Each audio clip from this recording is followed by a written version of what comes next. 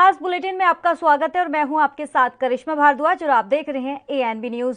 देश में कोरोना की दूसरी लहर काफी खतरनाक साबित हो रही है। बता दें आपको ये कि देश में वीरवार को 24 घंटे में 3.79 लाख केस सामने आए हैं, जबकि 3,645 लोगों की मौत भी हो चुकी है। केस और मौतों के मामले में ये अब तक के सबसे बड़ा रिकॉर्ड दर्ज किया गया है। 24 घंटे के भीतर कुल 3,79,257 लोग संक्रमित पाए गए हैं, जिसके बाद संक्रमण के कुल मामलों की संख्या 1,83,76,524 हो गई है। देश में कोरोना से मरने वालों की कुल संख्या 2,04,832 हो गई है। देश में फिलहाल 30,84,814 केस हैं। वहीं देश में कोरोना के मामलों ने राज्य सरकारों की चिंताएं बढ़ा दी है। दरअसल कोरोना के मामलों में एक तरफ जहां कमी देखी नहीं जा रही है, तो दूसरी तरफ कई राज्यों ने तीसरे चरण के वैक्सीनेशन को लेकर मना कर दिया। दरअसल वो इसलिए क्योंकि 1 मई से उनके राज्य में वैक्सीनेशन अभियान का तीसरा चरण शुरू नहीं हो पाएगा और इसकी वजह से उन्होंने वैक्सीन की किल्लत बताई है। और बात मध्य प्रदेश की करें तो मध्य प्रदेश में 1 मई से 18 साल से ऊपर की उम्र वालों को कोरोना वैक्सीन नहीं लगेगी। मुख्यमंत्री शिवराज सिंह चौहान ने इसकी पुष्टि करते हुए कहा है कि हमने कोविशील्ड और कोवैक्सीन दोनों ही वैक्सीन के लिए कंपनियों को ऑर्डर दिए थे, लेकिन उनसे संपर्क करने पर उन्होंने ये बताया कि 1 मई तक वैक्सीन डोज उपलब्ध नहीं हो पाएगी। उन्होंने ये भी कहा कि जैसे ही टीका उपलब्ध होगा, वैक्सीनेशन का अगला चरण शुरू हो जाएगा। गुजरात की अगर बात करें तो गुजरात में भी हाल कुछ ऐसा ही देखने को मिल रहा है। बिहार की बात करें तो बिहार में भी 1 मई से 18 से 45 साल की उम्र के लोगों को वैक्सीन डोज मिलने के आसार नहीं है। इसमें देरी हो सकती है। बिहार में 1 मई को वैक्सीनेशन का तीसरा चरण शुरू नहीं होगा। वैक्सीन की किल्लत के बीच यह फैसला लिया गया है। 5.46 करोड़ लोगों को वैक्सीन लगाई जानी है। हालांकि इस बीच वैक्सीन लगवाने को लेकर रजिस्ट्रेशन जारी रहेंगे और 1 मई से 18 से 45 साल की उम्र के लोगों को वैक्सीन लगनी थी। बिहार बीजेपी प्रवक्ता अरविंद कुमार सिंह ने कहा है कि 1 मई से 18 साल से ऊपर के लोगों को जो टीका कार्यक्रम शुरू होना था उसमें देरी हो सकती है, क्योंकि संक्रमण के मामले लगातार बढ़ते नजर आ रहे हैं और ऐसे में सरकार का पूरा ध्यान अभी संक्रमित लोगों को बचाने में है।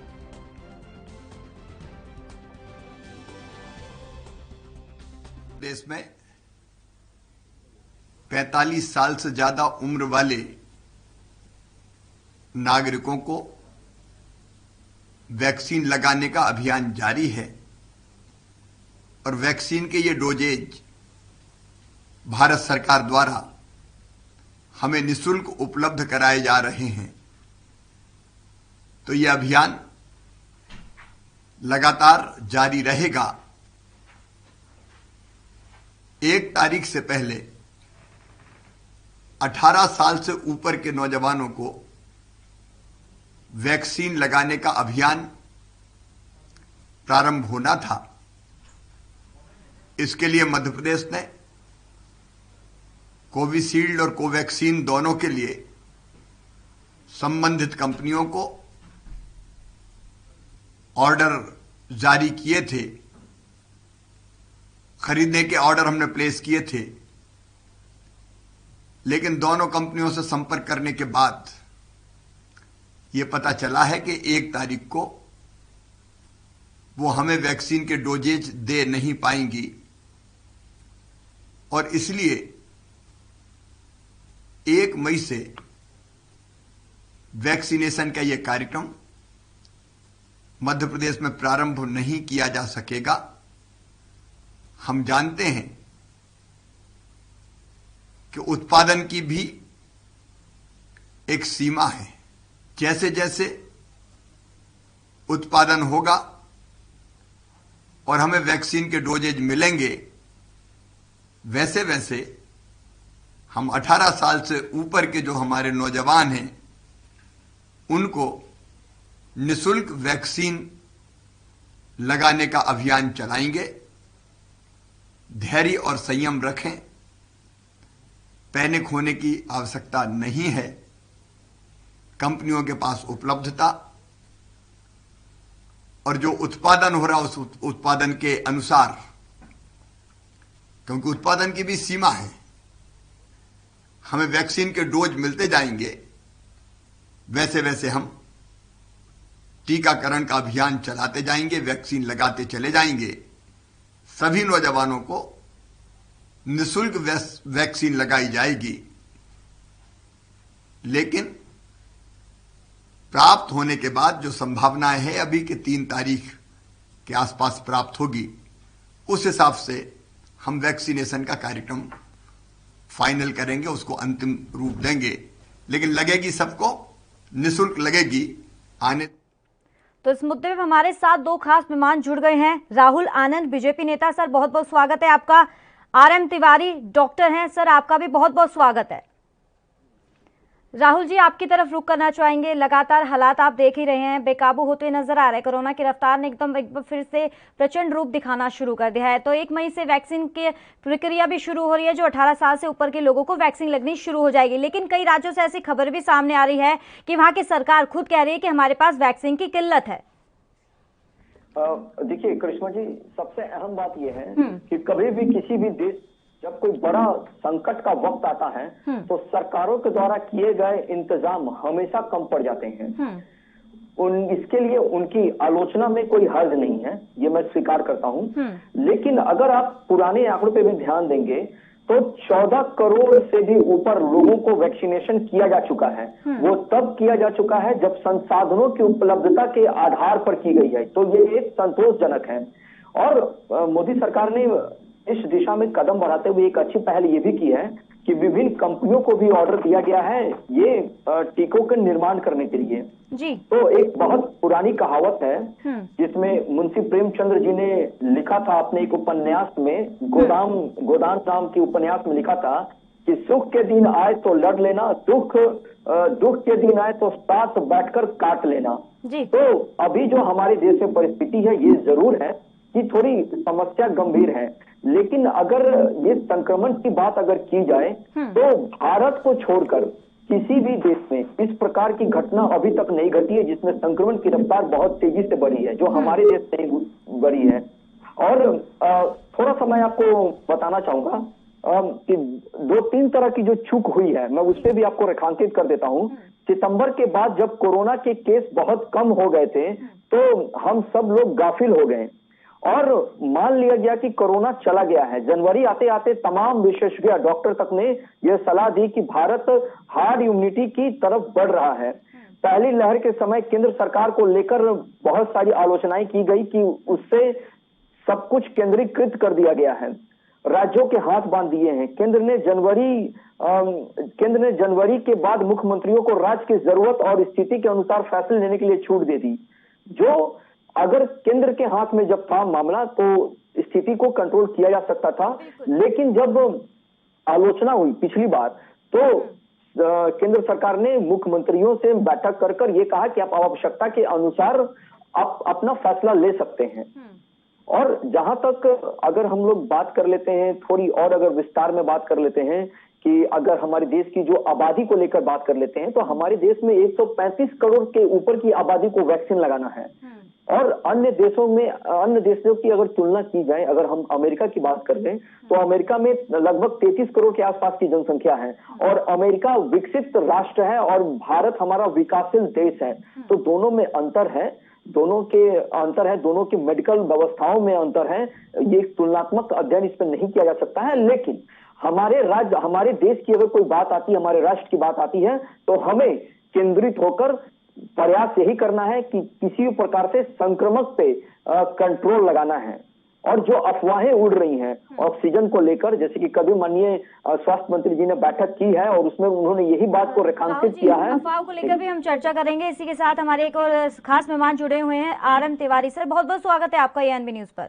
जी मैडम, बहुत बहुत धन्यवाद। तो सर हमारे साथ राहुल आनंद, बीजेपी नेता जुड़े हैं। उन्होंने कहा है कि हम पूरी कोशिश कर रहे हैं और जिस तरीके से देश के प्रधानमंत्री नरेंद्र मोदी ने जो पहल की है ऑक्सीजन को लेकर, वैक्सीन को लेकर भी, तो उससे आप इस पहल से आप कितने संतुष्ट हैं?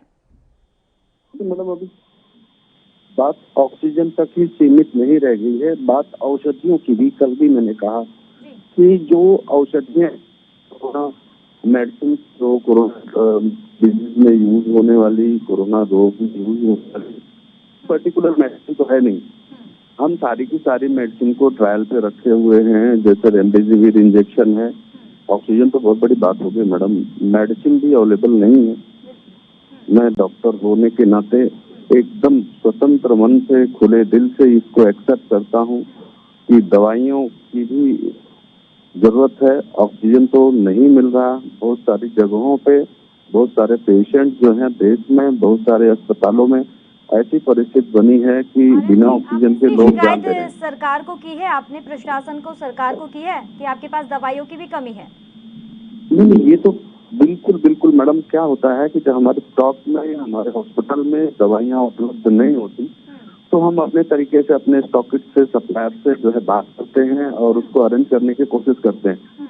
बहुत सारी घटनाओं में कैसा होता है कि जब नहीं मिलता, पहली चीज इसका एक बहुत बड़ा कारण है और मैं उसके ऊपर भी थोड़ा सा आप लोगों का और ध्यान दिलाना चाहता हूँ कि और भारत के जो निवासी हैं, जो भारत के लोग हैं, जो मेरे देश की जनता है, उनसे मेरा एक निवेदन है कि गैर जरूरी रूप से किसी भी दवाई का या ऑक्सीजन का भंडारण न करें। जिसको जरूरत होगी उसको मिल जाएगा।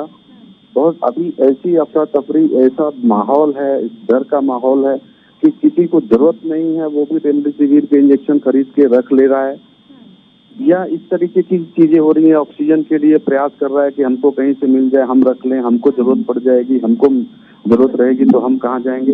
इस तरीके की बहुत सारी बातें, बहुत सारी चीजें जो है आ रही हैं और सबके संज्ञान में है। ऐसा नहीं है कि इससे कोई अछूता है, चाहे वो पॉलिटिशियन हो या मीडिया हो, सारे लोगों के दिमाग में सारी चीजें हैं। तो मैं लोगों से ये मेरा विनम्र निवेदन है कि किसी भी प्रकार से किसी भी दवाई का या किसी भी चीज का, किसी भी वस्तु का जो है आप भंडारण न करें। वो बेकार हो जाएगी, आपके भी यूज में नहीं आएगी और जो जिसको जो जरूरतमंद है उसके भी यूज में नहीं आएगी। ये चीजें हैं, ये आपके चैनल के माध्यम से मैं लोगों से अपील कर रहा हूँ। आरएम जी साफ तौर पे कह रहे हैं कि हमारे पास दवाइयों की प्राप्त मात्रा नहीं है, जिस हिसाब से हमारे पास दवाई के डोज होने चाहिए। यहाँ तक तो ऑक्सीजन की तो किल्लत बता ही रहे थे, लेकिन दवाइयों की लगातार अब टोटा बताया जा रहा है कि किल्लत इतनी हो चुकी है कि मरीज परेशान हो गए। यहाँ तो वॉरियर्स भी काफी लगातार परेशान है, वो और कितनी गुहार लगाएंगे सर सरकार से? एक बात करना चाहूंगा कि इन्होंने एक बात बहुत अच्छी कही है, जो मैं उनका समर्थन करता हूं। उन्होंने एक बात कही जिसमें उन्होंने बताया कि बेवजह दवाइयां खरीदकर स्टोर ना की जाए, जिसको जरूरत होगी उसको नहीं मिल पाएगी दवा। लेकिन सरकार की तरफ से अगर मैं पक्ष रखूं तो हमारे देश में पर्याप्त संसाधन उपलब्ध हैं। हमारे देश में अगर मैं पिछली आंकड़ों की भी अगर बात कर लूं तो पिछली बार जब कोरोना की लहर आई थी तो हमें 2800 मैट्रिक टन ऑक्सीजन की आवश्यकता थी, लेकिन अभी का जो कंजम्पशन है वो बढ़ा है। फिर भी हमारे देश पे पर्याप्त ऑक्सीजन है। इसके अलावा भी हमें अन्य देशों का भी सहयोग मिला है, ये भी एक सराहनीय पहल है। लेकिन जब हमारे देश पे जब संकट आता है हमारे राष्ट्र के ऊपर, तो हमें ये नहीं देखना है कि हमें पास क्या है, हमें जो चीज जहां से मिलता है उस दिशा में हमें कदम बढ़ा देना है। आपने जो कल एक देखा होगा, जो मोदी सरकार ने कल 1 लाख इंस्ट्रूमेंट खरीदने की, जो ऑक्सीजन इंस्ट्रूमेंट खरीदने की जो इजाजत दी है, वो क्या है? वो यही है कि जो ऑक्सीजन आपको स्टोर कर कंपनी से पहुंचाया जाता है प्लांट में, वहां से रिफिल की जाती है, वहां से फिर वो जब हॉस्पिटल्स को दी जाती है, ये समय को बचाने के लिए ये नए वाले किट के लिए सरकार ने इजाजत दी है। लेकिन जो दवाइयां हैं वो भी अभी पर्याप्त है। हाँ, एक बात मैं जरूर स्वीकार करूंगा कि जो जनता जनार्दन जो है वो भी डर के मारे दवाइयों का स्टोरेज कर रही है, जो वो न करे, क्योंकि सरकार के भी माध्यम से समय समय पर पेपर में भी बातों को प्रकाशित किया गया है, जिसमें बताया गया है कि अगर आपको इस प्रकार के लक्षण है, जो 85% लक्षण है, वो स्वतः ठीक हो जा रहे हैं, घर में बुखार की दवा खाने से ठीक हो जा रहे हैं। और ऑक्सीजन की जहां तक बात है तो आपके चैनल के भी माध्यम से और अन्य चैनल के माध्यम से भी ये बात भी जरूर पता चल रहा है कि जिसके अंदर डर का फोबिया बैठा है, उनकी इम्यूनिटी पावर कमजोर हो जा रही है और जिसकी वजह से वो ज्यादा डर रहे हैं और वो ऑक्सीजन के लिए ज्यादा प्रयासरत कर रहे हैं। उन लोगों को भी अपने मन से डर का फोबिया को निकालना होगा और युद्ध स्तर पे सरकार सारे संसाधनों को लेकर प्रयासरत है और जगह जगह पहुंचाई भी जा रही है। आपने देखा होगा कि अगर आप महाराष्ट्र की बात कर ले, राजस्थान की बात कर ले, बिहार की बात कर ले, तो सारे राज्यों में, यहां तक कि आप वेस्ट बंगाल की भी बात कर ले, संक्रमण तो जरूर फैले हैं। सरकार पहले फेज में प्रयास कर रही है कि उसको रोका जाए। सेकंड फेज में दवा की उपलब्धता की गई है। सरकार ने हर जगह मजिस्ट्रेट तैनात कर दिए हैं कि अगर कहीं कोई ब्लैक मार्केटिंग कर रहे हैं उन लोगों पे भी कार्रवाई की जा रही है सरकार की तरफ से, और ऐसी कार्रवाई की जा रही है जो इतिहास में गवाह बनेंगे। कालाबाजारी लगातार देखने को मिल रही है सर, तो सरकार इसके ऊपर संज्ञान भी ले रही है और सरकार ने उसके ऊपर एक्शन लिया, गिरफ्तार भी किया है। और मैं ये नहीं कह रहा हूं कि वो जड़ से खत्म हो गया है, लेकिन जहां भी सरकार को जैसी भी सूचना प्राप्त हो रही है, सरकार उसके ऊपर सारे कार्यों को छोड़कर सबसे पहले एक्शन ले रही है, क्योंकि अभी हमारा राष्ट्र जो संकट में पड़ा है, उस संकट से हमारे राष्ट्र को बाहर निकालना अति आवश्यक है।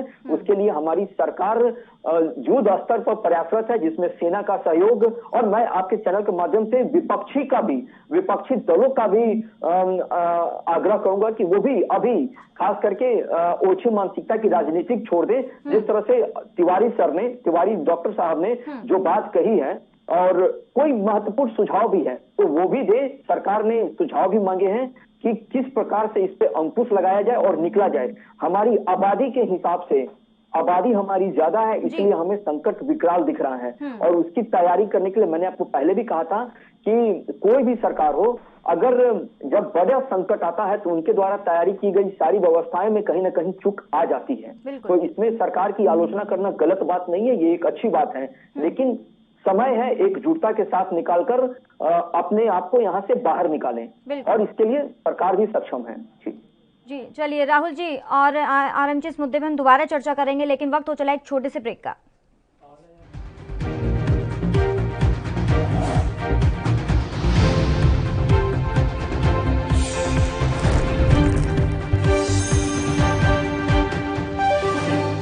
तेग बहादुर सिमरिया कर नौ निधि आवे धाए। श्री गुरु तेग बहादुर जी दे 400 साला प्रकाश पुरब ਨੂੰ ਸਮਰਪਿਤ ਸਮਾਗਮ ਜਲੰਧਰ ਤੋਂ ਸਿੱਧਾ ਲਾਈਵ ਦੇਖੋ। ਗੁਰਮਤਿ ਸੰਗੀਤ 1 ਮਈ ਨੂੰ ਦੁਪਹਿਰੇ 12:35 ਤੋਂ ਲੈ ਕੇ 1:30 ਤੱਕ ਭਾਈ ਗੁਰਮੀਤ ਸਿੰਘ ਗੁਰਮਤਿ ਸੰਗੀਤ ਨਾਲ ਸੰਗਤਾਂ ਨੂੰ ਨਿਹਾਲ ਕਰਨਗੇ। ਸੰਗਤਾਂ ਘਰ ਬੈਠੇ ਇਸ ਦੇ ਸਿੱਧੇ ਪ੍ਰਸਾਰਣ ਦਾ ਆਨੰਦ ਸਾਡੇ ਐਨਬੀ ਨਿਊਜ਼ ਤੇ ਮਾਣ ਸਕਣਗੀਆਂ। 1 ਮਈ ਨੂੰ ਜੁੜੇ ਰਹਿਣਾ 12:30 ਤੋਂ ਲੈ ਕੇ 1:30 ਤੱਕ ਸਾਡੇ ਚੈਨਲ ਨਾਲ। ਲੋਕਾਂ ਨੂੰ ਅਪੀਲ ਹੈ ਕਿ ਉਹ ਹੋਣ ਵਾਲੇ ਸਮਾਗਮ ਨੂੰ ਟੀਵੀ ਤੇ ਵੇਖਣ ਅਤੇ ਸੰਕਟ ਦੀ ਸਥਿਤੀ ਦੇ ਮੱਦੇਨਜ਼ਰ ਧਾਰਮਿਕ ਸਥਾਨਾਂ ਤੇ ਇਕੱਤਰ ਹੋਣ ਤੋਂ ਬਚਣ ਤੇ ਘਰਾਂ ਤੋਂ ਹੀ ਸਰਬੱਤ ਦੇ ਭਲੇ ਦੀ ਅਰਦਾਸ ਕਰਨ।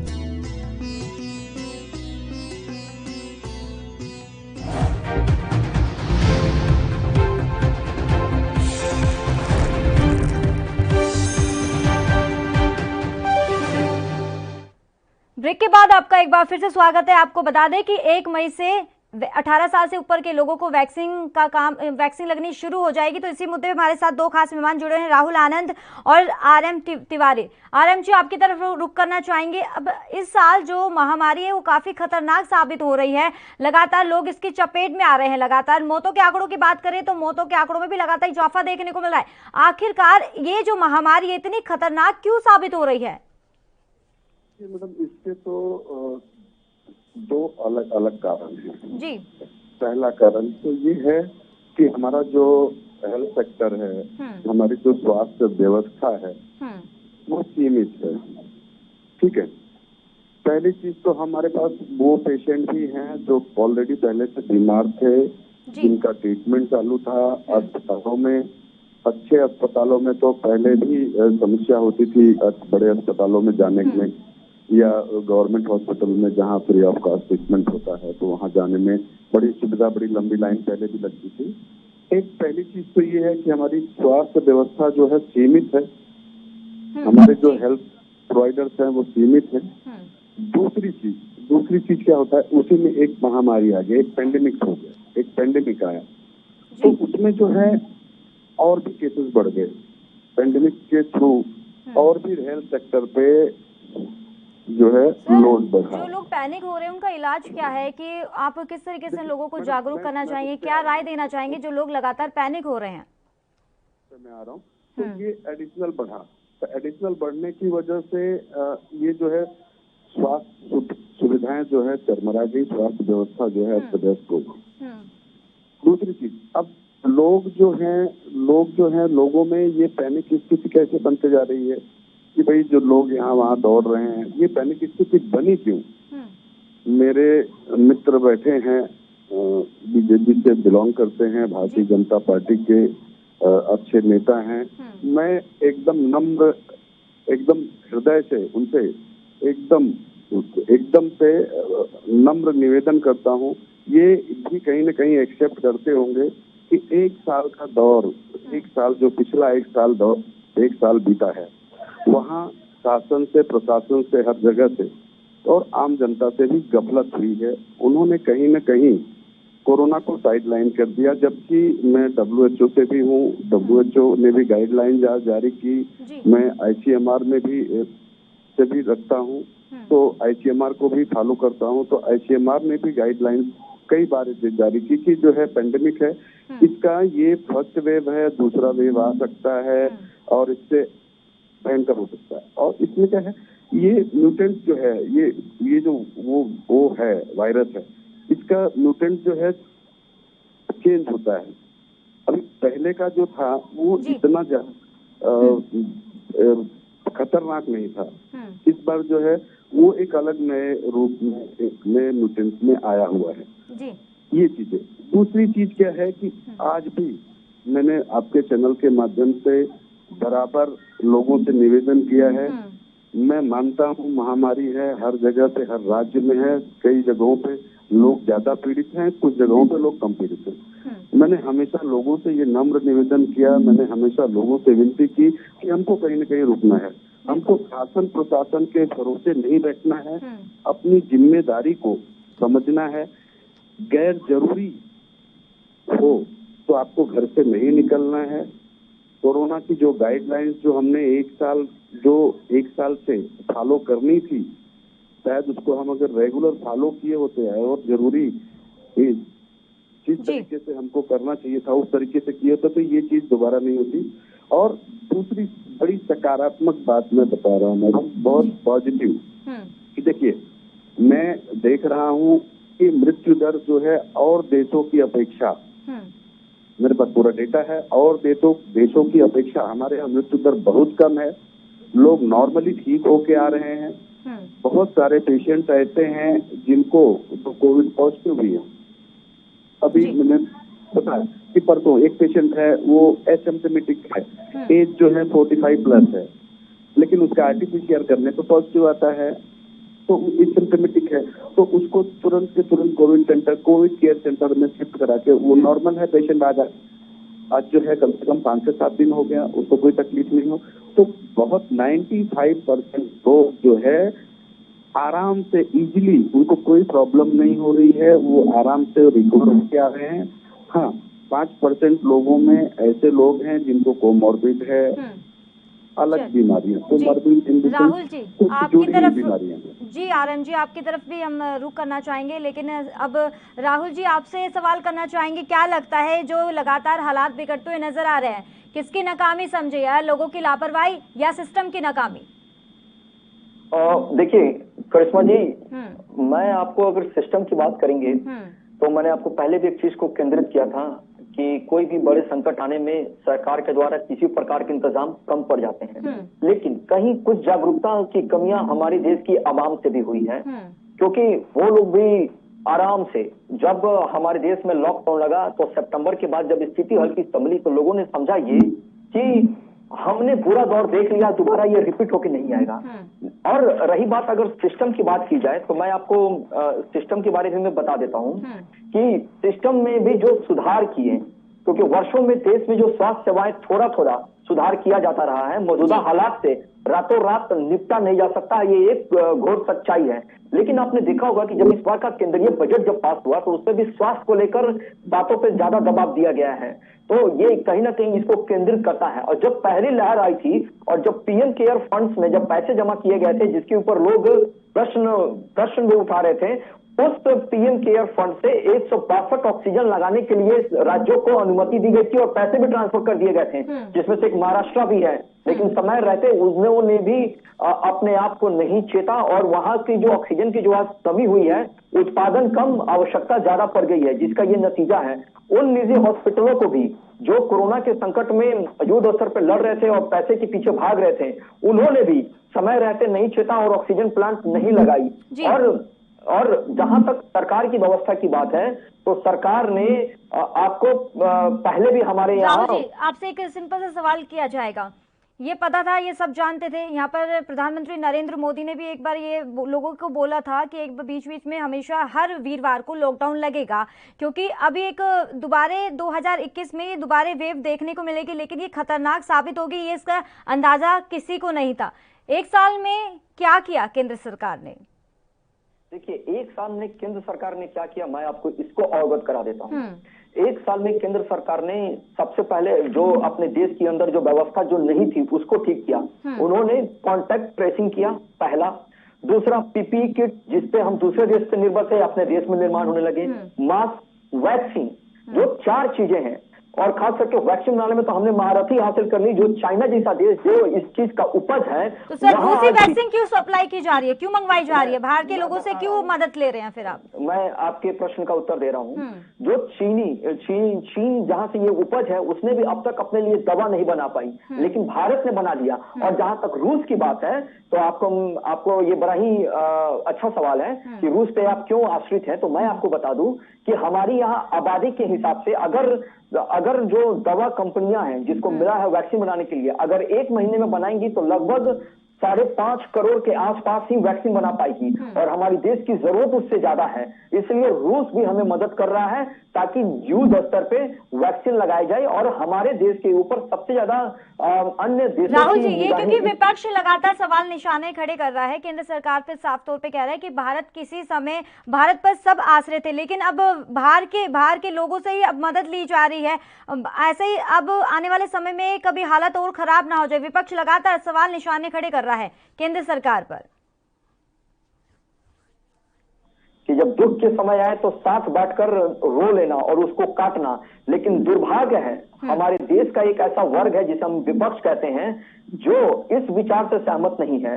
और वो दूसरा टूलकिट जो मोदी सरकार के खिलाफ ये चला रहे हैं कि किसी प्रकार से भी मोदी सरकार हट जाए, वो नीचे चले जाए। चलिए राहुल जी, समय का अभाव है और आरएम जी आपका भी बहुत बहुत शुक्रिया अहम चर्चा के लिए। राहुल जी आपका भी बहुत बहुत शुक्रिया अहम चर्चा के लिए। तो देखना ये होगा कि 1 मई के बाद कहां का कौन से राज्यों में वैक्सीन लगनी शुरू हो जाएगी, क्योंकि तमाम राज्यों से भी खबरें सामने आ रही है कि वैक्सीन की हमारे पास किल्लत है। तो आने वाले समय में ये देखना होगा कि वैक्सीन कितने लोगों को कितने राज्यों को सप्लाई की जाती है और कितने लोगों को ये वैक्सीन लगी जाएगी और कितना असर आने वाले समय में देखने को मिलेगा। तो देखना लाजमी होगा। तो इस खास बुलेटिन में फिलहाल इतना ही, दीजिए इजाजत, नमस्कार।